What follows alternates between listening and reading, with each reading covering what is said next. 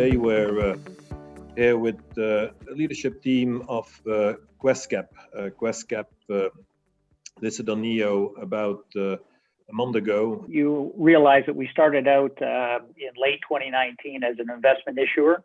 At that time, we were trading on the CSE. We were focused on three areas: ClimateQuest, MedQuest, and TechQuest. As we got into the spring, as we well know, in 2020, a lot of our attention shifted to the pandemic, to COVID. We became very much focused on the MedQuest side of the business, and it really became our sole attention. We made the strategic decision that we would move to be a single-purpose company. We'd move to be from an investment issuer to a single-purpose company. We also made the decision at that time to move from the CSE and to graduate to the NEO Exchange. The vast amount of our focus recently has been on prevention and detection. I'll let Tim Shelburne talk a little bit about the collection sites initiative, but we are a big believer in two things: protocols, proper protocols for ensuring that people can do whatever they want to do safely, and secondly, testing. We're a very big provider of testing, but we're also very much a believer in testing as the way to get back to some sense of normalcy. I know there's a lot of talk about what's going to happen with testing going forward. First of all, we are nowhere near the top of testing. When we saw some of the numbers that came out of the U.S. as of even this morning, 123,000 average daily in the last 7 days, with some expectation that could easily climb over 200,000. With a positivity rate of 10%, that means to be 200,000, you're testing over 2 million people a day. So testing is far from over. It is going to become an extremely important element of the fall and the winter as we go into flu and cold season. And beyond that, when a vaccine is available, we're going to shift probably, and I will turn this over in a second to Professor Steinman. We're going to see a shift to what do we do about the antibody? What does the antibody play and the need for testing? So it might be appropriate now if I just turn it over to Professor Steinman to talk a little bit about his perspective on testing. The first thing a person wants to know when the vaccine comes out is, where can I get one? And how much will it cost if you happen to be in the US, or is somebody else going to pay for it? Once you get the vaccine, you want to know, did it work on me? And the most eloquent way of knowing whether a vaccine worked after you get it is to take an antibody test.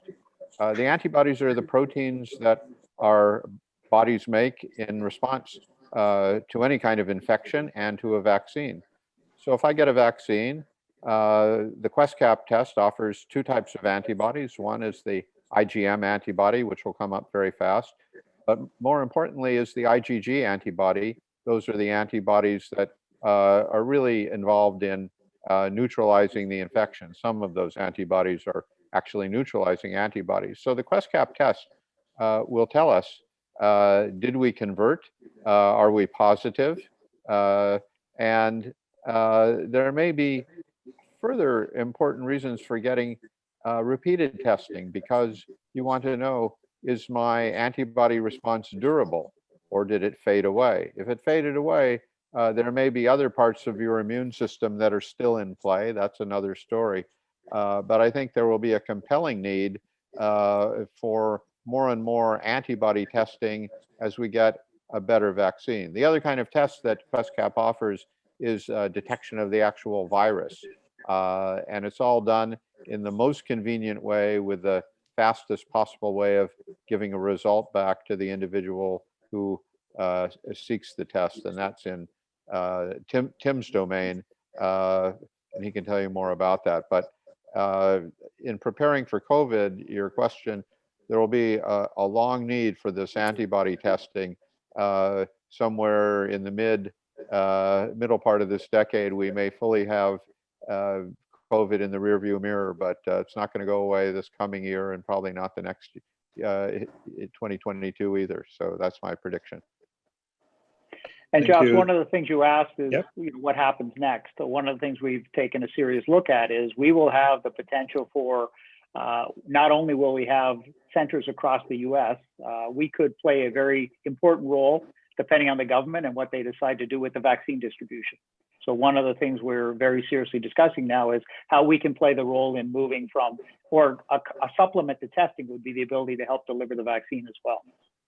So collection sites has been focused on a large national footprint that would allow convenient, reliable testing for everyone, that would avoid any long lines, lunch times, or during work, before or after work. So we're currently deploying. We've got around 416 locations across the country contracted that are being delivered now. That includes Brookfield malls, H&S gas station, and Chevron locations throughout California. Simon Malls for around 165 locations, and Sandor Properties, which has got large big box locations like Walmart's, Target's, and Home Depot's. Our mission is to have around 165 of those installed by the end of November, and another 250 plus by the end of December. So again, the idea is to create convenient locations, whether you're going to a convenience store or a grocery store, so that you can take, a fast test between 5 and 10 minutes and receive your results very quickly within the hour. Of course, that depends on the test, but that's our mission, is to create convenient locations across the nation. Again, testing is key here. So the more locations that people can actually get to conveniently is what's going to make this help this pandemic go away. So our target for the next 6 months is to have around 2,000 locations deployed across the nation. We've been working with a local Nevada company that's been shipping cube units to us. As you know, these are all outdoor units that are either a 10 by 10 location or cube that you can walk up to it and administer a test.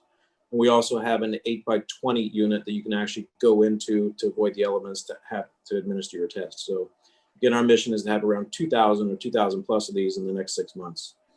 RESAS is the largest real estate association in the United States. They have, Tim, you can correct me if I'm wrong, I think 500,000 realtors attached to the association. Correct, yeah. They are promoting this as to the ability to go to collection sites, to potentially have themselves tested, but also to potentially have clients tested if the client wants to be more comfortable before they go out to engage in any sort of real estate activity. We also have an operation, I'll turn it over to Tim, set up in the LA real estate office, I believe in downtown Los Angeles area, where real estate agents can go there. So they set it up right inside one of the facilities. Tim, if you can address that. Yeah, actually, we have the ability and are working with a number of large corporate clients across the nation to allow them to discounts as well in convenient locations for massive corporations. We do have the ability to actually set up, depending on the state, within the organization itself, so that folks can actually test while they're at work as often as possible. Again, we administer all 3 tests currently. We do a PCR test, which we average between $145 to $179. We do also offer the rapid antibody test, which is a $59 test, and then we're now offering a rapid antigen test, which is around $99. We do accept around 60 different insurances. So again, we're trying to cover all aspects of all testing to meet all requirements. So the dollar amounts. Again, those tests per location vary on the test. We're also trying to be very educational on what tests that folks should be taking. So there's a lot of misguidance on when you should take a test, how often you should be taking a test, and what test you should be administering. So we are looking, if I had to classify the area of focus, it's medical technology. We're looking at that. That is certainly my background. We have a great advisory board that can provide us with tremendous input into the different projects we're looking at. Certainly in vitro diagnostics is way more than COVID. So it's an area we're becoming somewhat very experienced at. So in vitro diagnostics is something that we see as something very important going forward. I think testing is always going to be there, whether it be for COVID or many other potential situations. But there also is a lot of other interesting medical technologies that we are seeing. None of them that I can talk about now, but there's a number that we investigate regularly.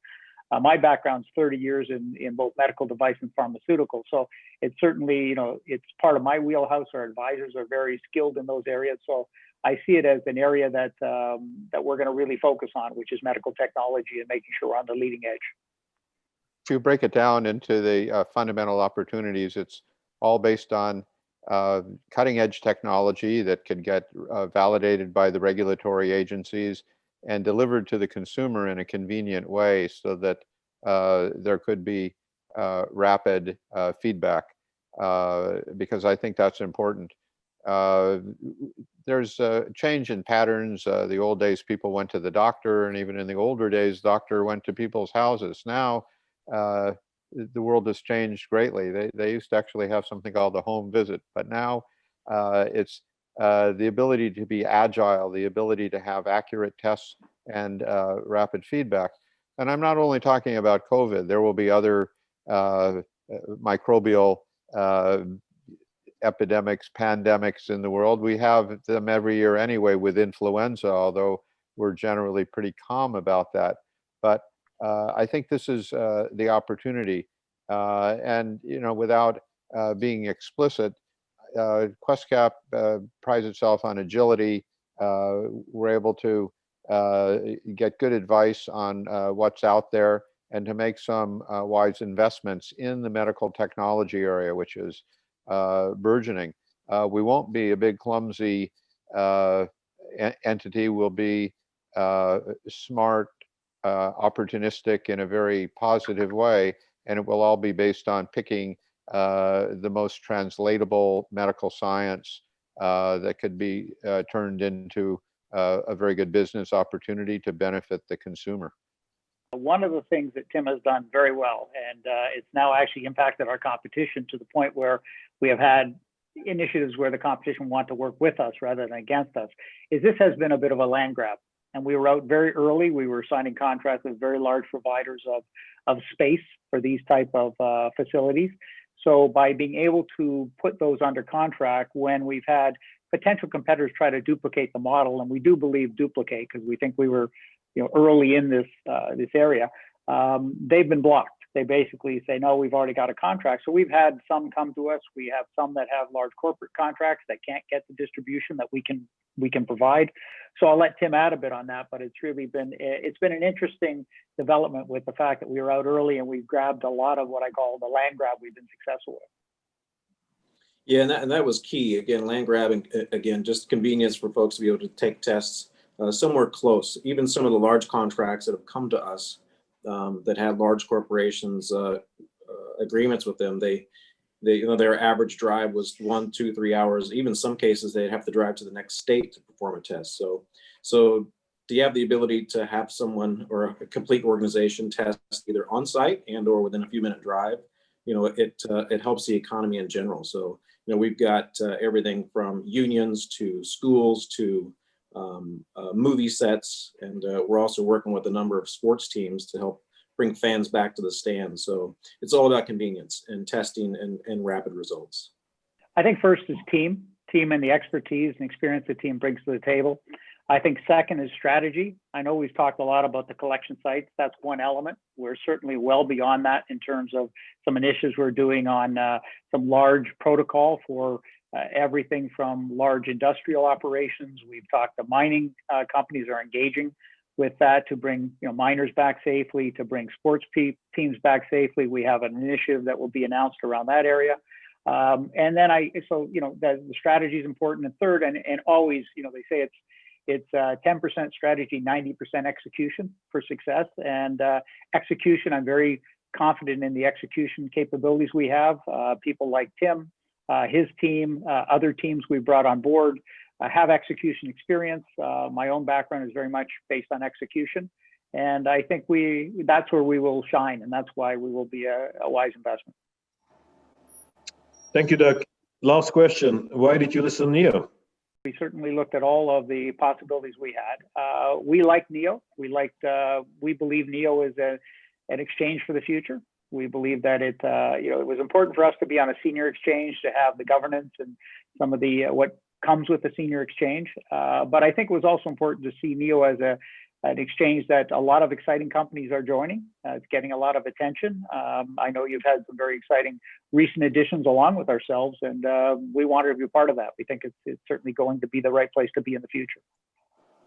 Thank you for those nice words, Doug. And I think for us, it's an honor and a privilege to have you guys on board. And I see a lot of alignment in values. I see a lot of alignment in, doing things for the better and doing that, caring about your stakeholder community, but at the same time focusing on success and excellence. So great to have you on board.